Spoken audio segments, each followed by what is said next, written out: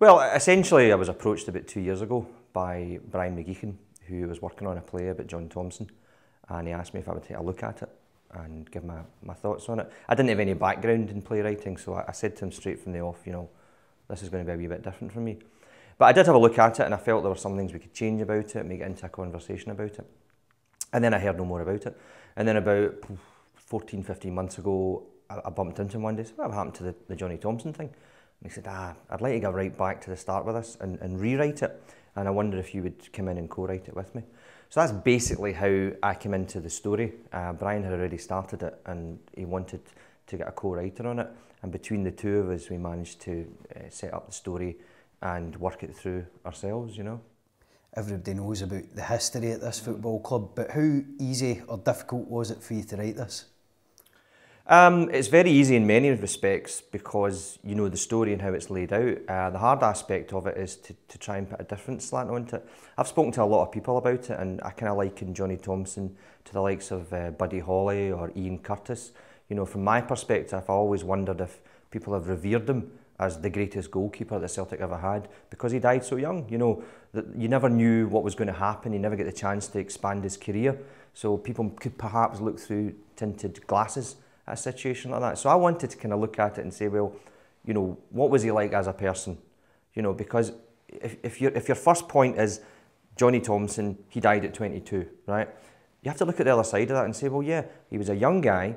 He was a good-looking young guy. He was playing for one of the biggest football clubs in the world, and he was living in the second city of the empire. He must have had a life up to that point. Yes, we know he was engaged. We know certainly that he was a supreme athlete and sportsman. There's a lot of testimony to that as well. And also, you know, he did go to the dancing and things like that. So there's a point you have to step back and say, well, let's not look at it from the perspective of his death. Let's look at it from the perspective of the life that he had before that. That's why we kind of talk about celebrating the legend but commemorating the hero at the same time. You have to have that kind of double edge to it. You've got to step into his boots, if that's not too corny a phrase, and say, well, what was it like for John?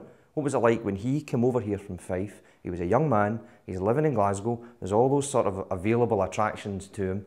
You know, he was fitting nicely in with legends like Jimmy McGrory. What was it like for him? So then you take the story and you advance it that way.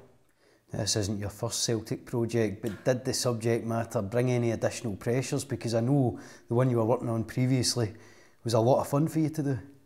Well, the book was enjoyable because basically, you know, when you write a book called Celtic, the Supersonic 70s, it has to have that element to it that's going to be quite fun and quite humorous. And it's my era. I mean, I remember it so well that so much of it I wrote without having to check and then going back and double checking on it. And the element for that for me was humour.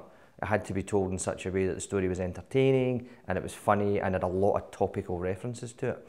This is different. Now you're playing with a club legend, an icon of the club. So you have to have a reverential respect for that. And you have to be factually correct as well. Everything has to tally up. Because I know Celtic supporters as well as anybody. And I know there are guys that will come back to you and say, but you said McGrory scored in that game and he didn't. So you have to look at that and get your facts right as well when you're trying to do it. But it is a tragedy. The story is a tragedy, and that brings its own dimension to it. You have to accept that it's a tragedy and work on it. But the trick has to be to try and get an entertainment story out of it as well. Because we're in the King's Theatre, Gregor, I think the distinction tends to be that when you go to the King's, you have a show. When you're working within other theatres, it tends to be more of a play. So the guys that have adapted and directed, Jimmy Chisholm and Paul Morrow, identified this right away for us and said we need to make this more of a show, make it more of an entertainment so that people come in and are entertained by it as well as getting the essential story, you know. I was going to ask you about that because without giving too much away, just how have you told this story? Well, obviously we don't want to give too much away. I can tell you that we're using a couple of contemporary Celtic supporters to set up the story and narrate it through, and there will be interjections from the likes of John as well. We are looking at certain incidents in his life. You know, as I said to you earlier, he was a phenomenal sportsman. There's a story about how they all went to the swimming baths one day and Johnny had never dived in his life, and yet he put out this dive that, you know, an Olympic swimmer would have been proud of. It's a statistical fact that him and Jimmy McGrory went for a game of golf one day. Jimmy McGrory played off a decent handicap. He was devoted to the game outside of playing football. Johnny had never lifted a club in his life, and he promptly set up the ball on the tee and plopped it onto the fairway while Jimmy was in the rough, you know. So you can see the humour in that. You think, well, there's Jimmy saying, well, I'm an accomplished golfer, you're not, and yet bang, he hits this beautiful drive so far, you know. So there's that kind of element to it that we wanted to bring in as well, because he was living a life. You know, it's not all about his death. It's about the life he was living up until that death.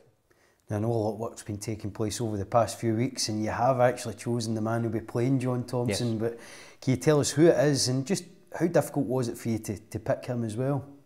Well, what's paramount is that, you know, without question, he has to look like John Thomson. You know, you don't do a play or a movie about, say, Elvis Presley and have a guy that's 5'1" and bald. You know, it has to look the part. That's essential. Obviously, as well, he has to have an acting pedigree to him. Now, obviously, that's a decision that I would leave to the producer Alison Orr and the director Jimmy Chisholm, and they auditioned here quite extensively at the club to find the guy that they felt was perfect for it. And he's a chap called James Mackenzie, who a lot of people will recognise from Raven, from the television. He has an excellent pedigree. Obviously, with the Twitter site, we're putting that up to let people know who's playing the main part, and we're getting quite a bit of feedback from it as well. He's a guy that identifies with a lot of people, I think.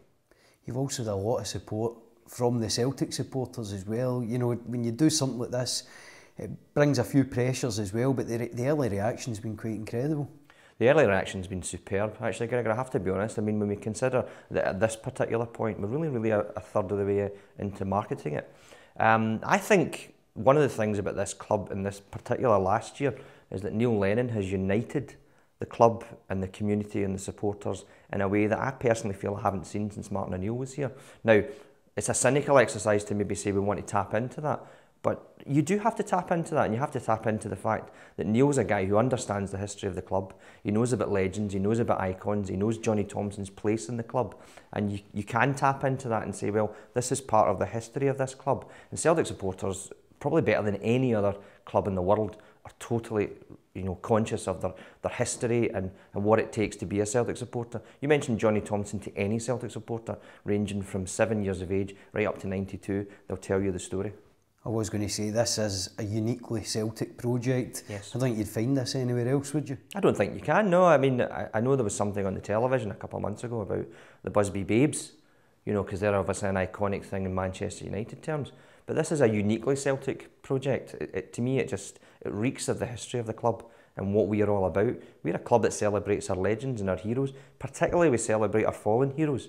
And, you know, God knows we've had enough of them in the last few years, sadly enough. But John reaches right back to us, you know, and tells us that he was a great goalkeeper, a great hero and a great legend. And of course, the joy of it, for us personally, is this year, it's the 80th anniversary of his passing.